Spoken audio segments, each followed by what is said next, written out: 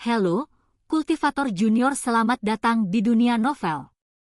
Mari kita lanjutkan kultivasi berikutnya di Martial God Asura.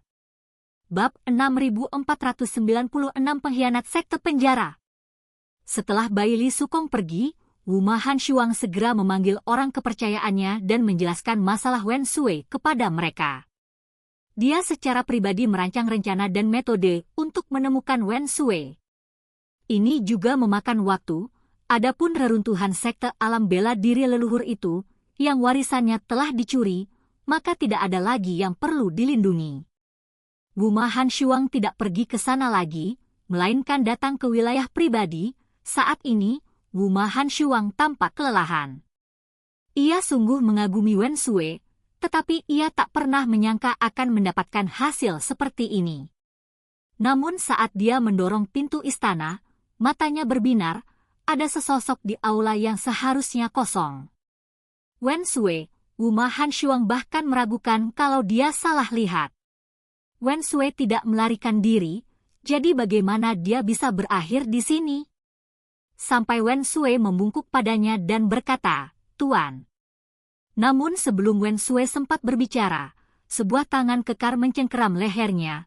Wuma Hanshuang mendekat dan mengangkat Wen Sui dengan satu tangan. "Kamu berani kembali?" Mata Wuma Hanshuang dipenuhi amarah dan niat membunuh.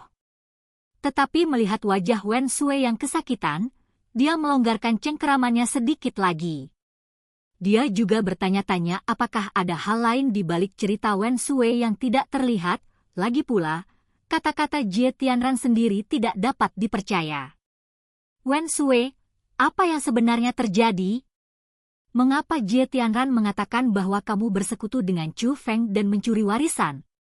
Wuma Hanshuang bertanya dengan suara berat. "Tuan, kata-kata Jie Tianran tidak bisa dipercaya. Kenyataannya tidak seperti itu." Wen Sui tampak merasa sedih.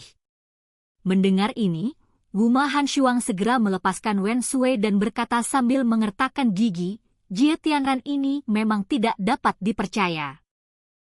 Namun, pada saat ini, Wen Sui kembali berbicara. "Meskipun Chu Feng memberiku sebagian warisan, bukan warisan itu yang kuambil, jelas Chu Feng yang mengambilnya." Jie Tianran ini benar-benar omong kosong. Setelah mendengar kata-kata Wen Sui, Wuma Hanshuang membeku. Dia hampir tidak mempercayai telinganya. "Apa yang sedang kamu bicarakan?" tanya Wuma Hanshuang. "Warisan itu bukan sesuatu yang dirampas oleh Chu Feng dan aku. Chu Feng sendiri yang merampasnya," kata Wen Sui. "Maksudmu kau benar-benar bersekutu dengan Chu Feng?" Wuma Hanshuang bertanya lagi. "Kami telah bekerja sama, tapi aku tidak merebut warisan itu," kata Wen Sui. Darah mengucur keluar saat telapak tangan Wuma Hanshuang menembus tubuh Wen Sui. Kemarahan di matanya bahkan lebih besar dari sebelumnya. Lagi pula, Wen Sui hanya mempermainkannya. "Wen Sui, aku sudah memperlakukanmu dengan baik. Mengapa kau memperlakukanku seperti ini?" Wuma Hanshuang bertanya dengan sengit. Guru memang baik kepada muridnya, tetapi hubungan antar manusia bisa berbeda-beda kedalamannya. "Maaf, Guru, tapi aku punya persahabatan yang lebih dalam dengan Chu Feng, jadi tentu saja aku harus membantunya. Lagi pula, ada beberapa hal yang aku inginkan di dalam reruntuhan tersebut, dan aku tidak bisa mendapatkannya tanpa bantuan Chu Feng." Tubuh Wen Sui tertusuk dengan jelas, dan darah mengucur keluar, namun ekspresinya tetap tenang dan menyeramkan. Namun Wuma Hanshuang kini tak peduli lagi pada hal itu. Ia diliputi amarah. "Jadi sejak awal, kau memanfaatkan aku, memanfaatkan sekte penjara?" Wuma Hanshuang bertanya. "Bukankah segala sesuatu di antara manusia didasarkan pada eksploitasi bersama? Mengapa guru memilih saya sebagai muridnya dan bukan orang lain? Jika aku orang biasa, apakah guru masih akan memilihku?" tanya Wen Sui.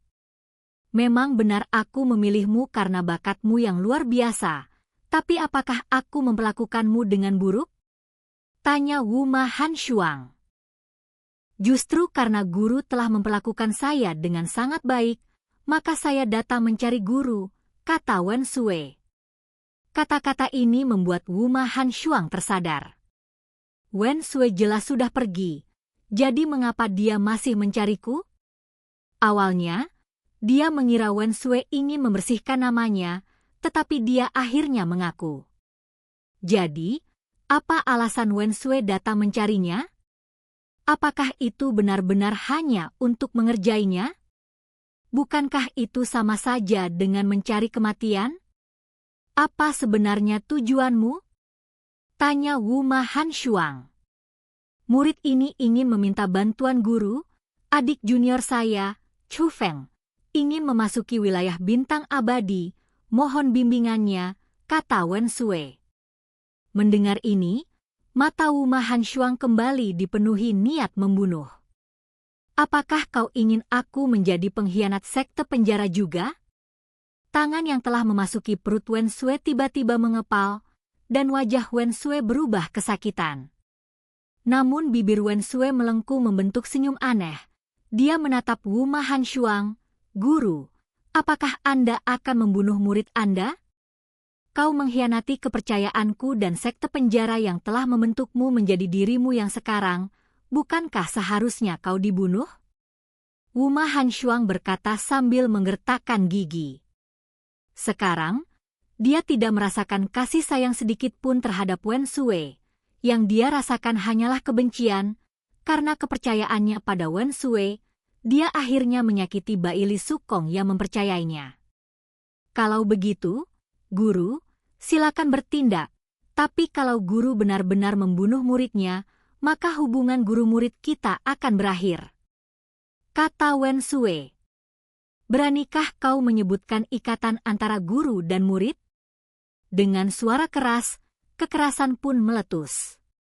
Itu juga bercampur dengan darah, ada di mana-mana, di dinding, di lantai, di langit-langit. Itu Wen Sui. Wuma Hanshuang terengah-engah, meskipun ia telah memusnahkan Wen Sui sepenuhnya, tanpa meninggalkan jejak darah dan dagingnya, ia masih marah. Karena dia masih tidak mengerti mengapa Wen Sui, yang baik-baik saja, datang mencari kematian. Guru, jika memang begitu, maka jangan salahkan muridmu karena tidak menunjukkan rasa hormat kepadamu sebagai guru dan murid. Tetapi pada saat itu, suara Wen Sui terdengar lagi.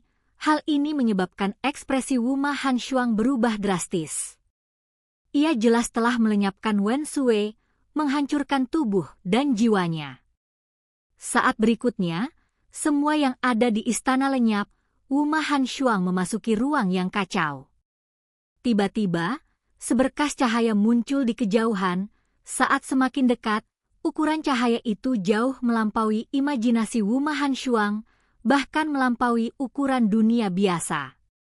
Rasanya seperti matahari terbenam, namun itu bukan api yang berkobar, melainkan cahaya putih bersih.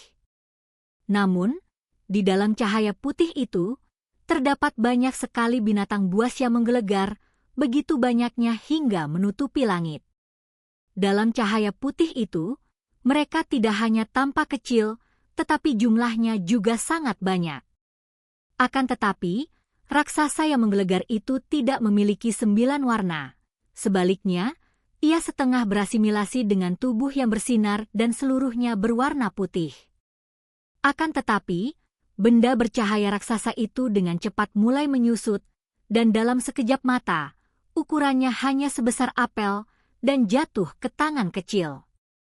Dia adalah seorang wanita dengan rambut putih lebat, mengenakan gaun putih, dan kulit yang putih tidak alami, seperti sepotong batu giok putih. Wen Sui? Wuma Hanshuang dipenuhi dengan kejutan. Meskipun wanita itu lebih tinggi dan berpenampilan lebih dewasa, temperamennya sangat berbeda dengan Wen Sui. Meski begitu, orang masih dapat menemukan jejak Wen Sui di wajahnya. Guru, ini memang muridmu. Wanita itu berbicara, dan suaranya berubah, tetapi senyumnya persis sama dengan Wen Sui. Namun, begitu Wen Sui menjawab, suatu kekuatan dahsyat menyerbu ke arahnya. Akan tetapi, kekuatan bela dirinya yang luar biasa lenyap di hadapan Wen Sui, membuatnya mustahil baginya untuk mendekatinya. Tiba-tiba, senjata suci turun dari langit, Wuma Hanshuanglah yang telah tiba. Serangan ini sangat dekat dengan Wen Sui, tetapi masih belum cukup dekat dengannya. Kendati demikian, Wuma Hanshuang yang menghunus pedang dengan kedua tangannya sudah mengerahkan seluruh tenaganya, seolah-olah ada dinding tak terlihat di antara mereka berdua. "Siapa sebenarnya kamu?" Wuma Hanshuang bertanya dengan suara berat. Mengesampingkan ruang aneh itu, kekuatan Wen Sui juga berada di atas dirinya. Sebagai dewa surgawi tingkat 4, dia dapat merasakan bahwa kekuatan yang menghalanginya adalah tekanan, teknik praktisi seni bela diri, dan itu berasal dari Wen Sui sendiri. Yang paling penting, aura Wen Sui telah berubah. Dia bukan lagi seorang junior dan aura waktu yang mengalir melalui dirinya sangatlah kuno, aura yang hanya dimiliki oleh iblis-iblis tua. "Siapakah saya?" "Saya adalah murid kesayanganmu, Guru." Senyum Wen Sui berubah menakutkan, dan ketika dia membuka tangannya yang lain, seekor cacing aneh muncul di telapak tangannya. Sebelum Wuma Hanshuang sempat bereaksi, dengan suara pof pelan, tangan yang memegang cacing gu menusuk ke dalam dantian Wuma Hanshuang. Pada saat ini, wajah Wuma Hanshuang menjadi sangat terdistorsi, seolah-olah dia sedang menolak sesuatu. Wen Sui mengulurkan tangan dan membelai rambut Wuma Hanshuang sambil berkata lembut, "Guru, berhentilah berjuang, kau ditakdirkan menjadi pengkhianat sekte penjara." Senyum Wen Sui semakin menyeramkan. Dan kultivasi kita berakhir. Sampai jumpa di kultivasi kita berikutnya di dunia novel.